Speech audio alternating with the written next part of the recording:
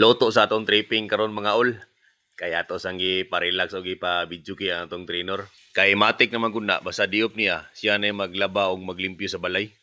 Mao din niya itong putahe karon mga ol, oh. Natay pork nga karne, natay batong ug mga kumpleto nga lamas para sa atong inato nga Bicol Express.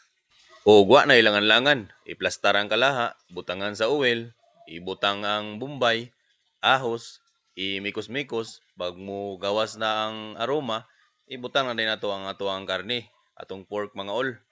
Ato na din na siyang imikos-mikos. Taman sa mag golden brown mga ol.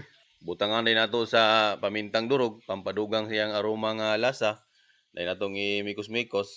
Ato sa din takluban kadali mga ol para mo gawas gito ang iyang tubig sa karne.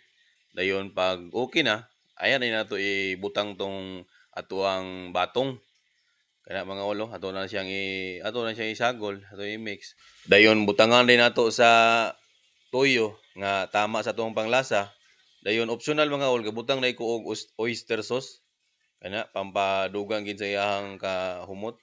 Butang na tag tubig gamay para sa mahumok ang ato ang karne. Dayon atong takloban. Before ta magbutang sa sili og gata mga ol, ato sa din siyang timplahan sa final nga timpla. Atong tilawan, dayon ayha nato siya butangan sa sili kay maglisod naman gud ta og tilaw kung medyo halang na.